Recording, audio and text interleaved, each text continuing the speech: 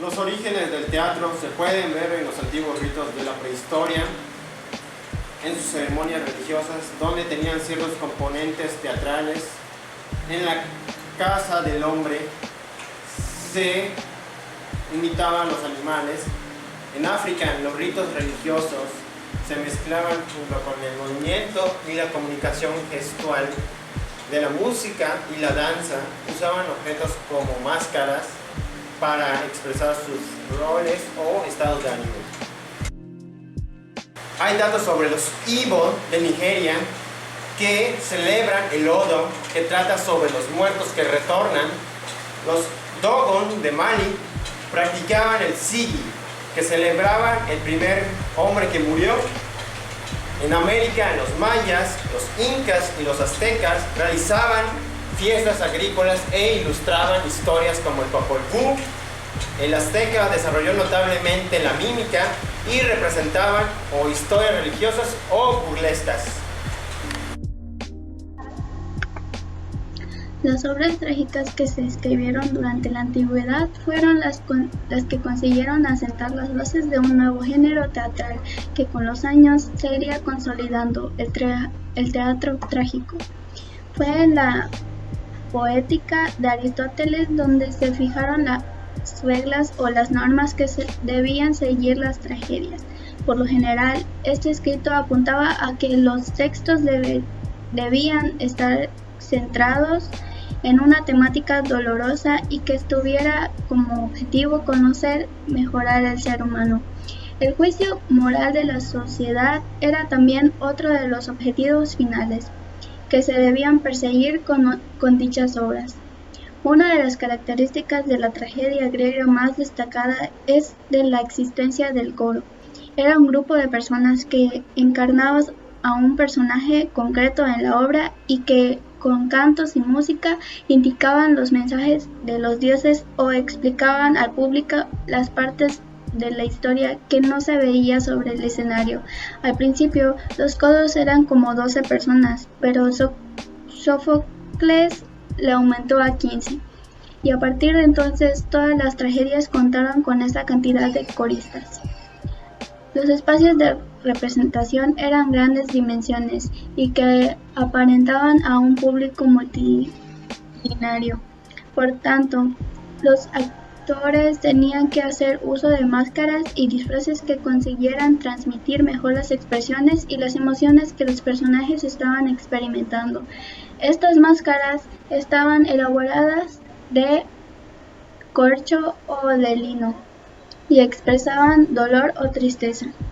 Las tragedias contaban con un elenco pequeño de actores. De hecho, la habitual era que fueran dos de las que aparecieran al principio de la obra y 3 al final. Eso sí, las mujeres no podían actuar en la antigua Grecia. Todos los papeles, incluso los femeninos, eran los realizados por los hombres. En la gran mayoría de las obras, los personajes no salían y entraban en escena, sino que estaban presentes sobre el escenario durante toda la presentación.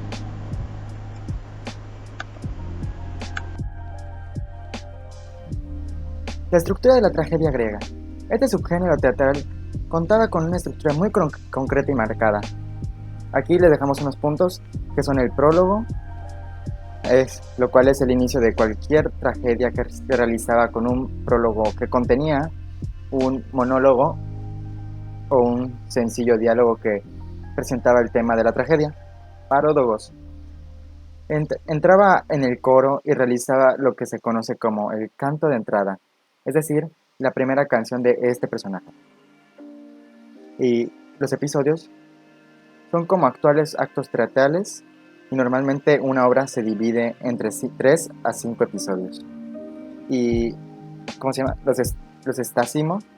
Después de cada episodio tiene lugar este elemento trágico en el que el coro comenta o reacciona ante los sucesos que han tenido lugar sobre el escenario. Y por último, el éxodo, que es el final de la obra y tiene un lugar para el último episodio. Este se trata de la última canción del coro y con la que este personaje sale del escenario.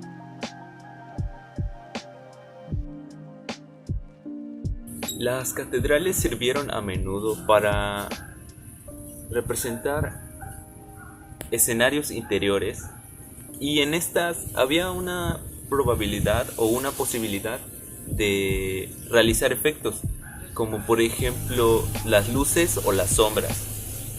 Y es aquí en donde se inició el desarrollo de las obras, utilizando pinturas escenográficas para representar estas disponían de una y de otra, y estas se utilizaban para representar el cambio de lugares.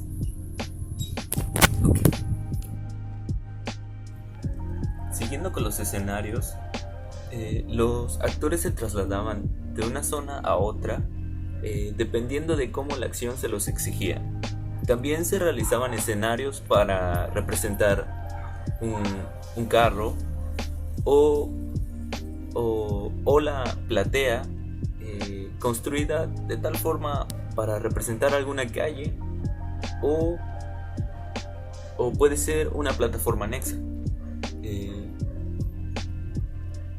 Por otra parte, los actores podrían estar a punto de la muerte en sus actuaciones, debido a que se centraban tanto en el papel que cuando eran crucificados lo hacían de forma realista, y cuando simulaban ser un demonio recibían quemaduras muy graves. A pesar de que algunas obras eran un tanto extensas y algo repetitivas, siempre interpolaban la música y la acción. Y también buscaban explotar las posibilidades cómicas en algunos papeles que estaban asociados a los vicios o el demonio. Y con esto lograrían crear una fórmula bastante común. El teatro en la Edad Moderna. El teatro de la Edad Moderna fue producto de los acontecimientos teatrales del siglo XIX y en muchos casos fue inspiración de los trastornos sociales que siguieron a la Revolución Francesa. En toda Europa, la burguesía asumió el control de los teatros y efectuó cambios en el repertorio, estilo y decoración. En estos países se fundaron teatros nacionales para la expresión a las opiniones y valores de la burguesía, cuyas aspiraciones en estos casos coincidían con un movimiento de liberación nacional. Sus obras teatrales fueron más naturales, tratando de reflejar los aspectos históricos o las cosas tal cual son.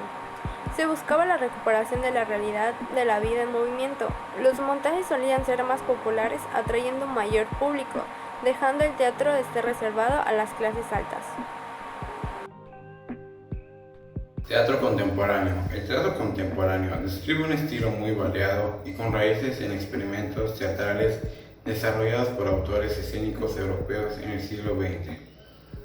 Entre las corrientes que alimentaron este teatro está el dadaísmo. Presentaba temas absurdos, tramas e ideas desconectadas y la aleatoriedad como base para las presentaciones. Posteriormente se desarrolla fuera de esta línea una ya que presentaba otras características. Presenta una trama narrativa central que se desarrolla de manera lógica y secuencial, comenzando por un principio y terminando el último acto de la obra. Los actores toman papeles de ciudadanos comunes que cuentan una historia basada en las tragedias de la vida y los conflictos existenciales. Esta tragedia o comedia se desarrolla siguiendo un orden lineal. La historia se centra esencialmente en las ideas más que en las acciones.